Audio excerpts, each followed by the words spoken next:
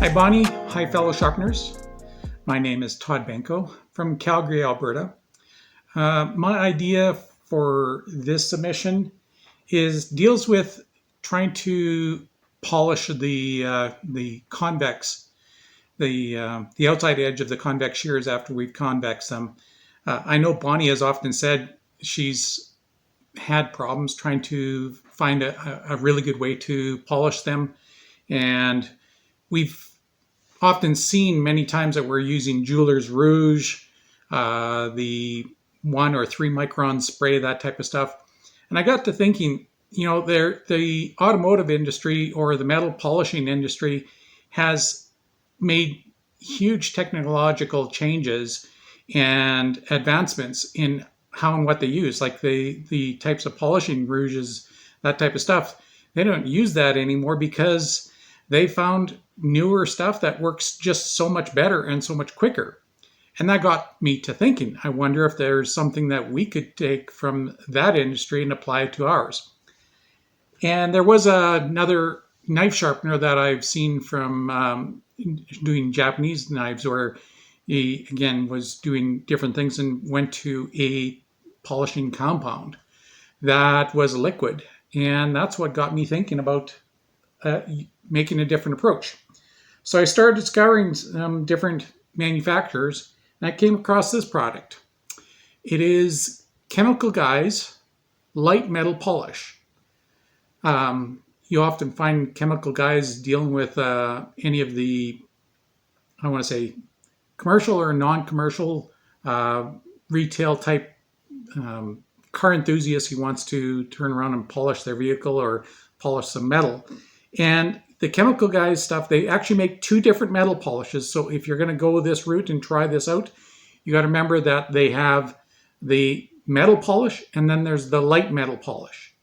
And I've been using the light metal polish because I think we are dealing with something that is already fairly fine. We're controlling our abrasives. And if we turn around and use the full metal one, I think it's a little bit too aggressive.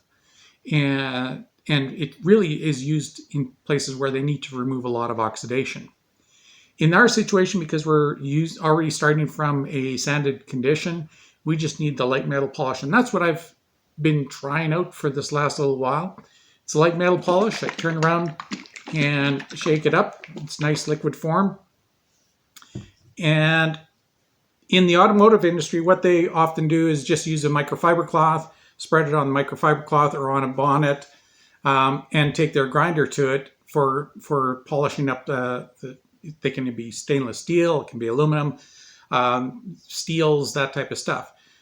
The light metal polish, I think, works better for the stainless steel. And what they often do is, if you had just a bonnet on the polishing grinder or polishing wheel like that, they would just do typically 4 dabs over the surface and then they would be done. So that's the way that I've taken it. I've been using just a standard polishing pad that Bonnie has for my Simac, and I've been taking the same approach.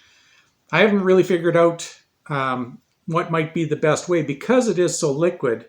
What I've been doing is doing 3 or 4 little dabbits, and what I've been doing is spreading them out from inside to outside.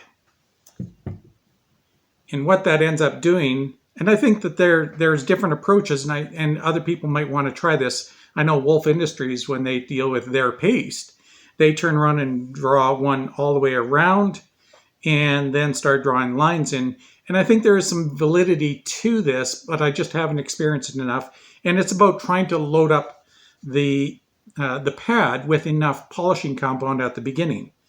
So the thing about this stuff, because it is fairly liquid, if you end up putting too much on and you start spinning up, that stuff's just going to start spraying right off. So in this case, I think less is more. So you turn around, put it on, and spread it out to do the surface. And I'm doing different spans, both from the outside to the inside, because at any given time when I'm doing the shear, it's going to turn around and work different parts of the shear. So the whole idea is just put a couple of dabs on and then work it in. Once you've got that done, like I said, I just keep on putting new spots in, and you can see how the metal, as I've been doing polishing, has transferred to my my polishing pad. And I think this is, if I remember correctly, they're just wool polishing pads. But then turn around, put it back on my Cymec, and now, like I said, less is probably more, because if I turn around and speed it up too much, and if I load it up too much, it would just start spraying things off. So in this case, just turn around,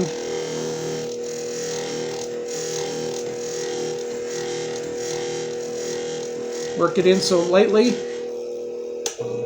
and then I turn around and deal with that, and it works up a beautiful shine to the outside edge. Now, one of the things that I've often seen, depending on what is the outside surface, is that because our wheel, our flat hone, is coming across at an angle, I have seen some linear scratches either still left in. And this is where I think the beautiful part about having something like this is, I can turn around and remember the dab that I put on my microfiber cloth. If I want to finish off and deal with the additional scratches, I can turn around and I'll just take and spread my little dab out here, because you don't really need it to be in that liquid state.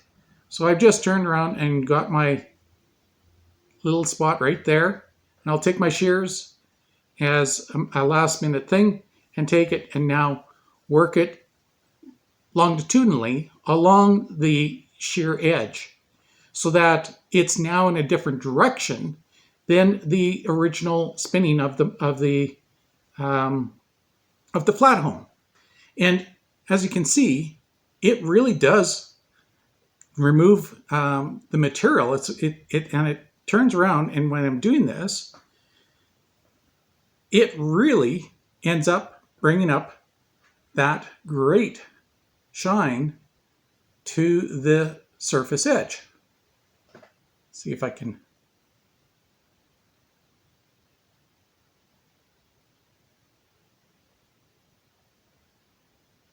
So that is my idea. And then when I'm turning around doing that, there is the question is it going to turn around and contaminate the edge that we started up and that type of stuff?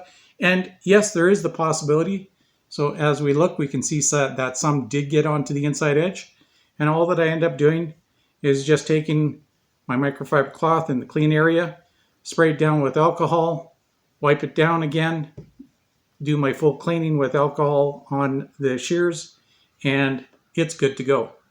So that's my idea to share with you on possible new way to polish and shine up our shears after we've sharpened up the convex outer surface.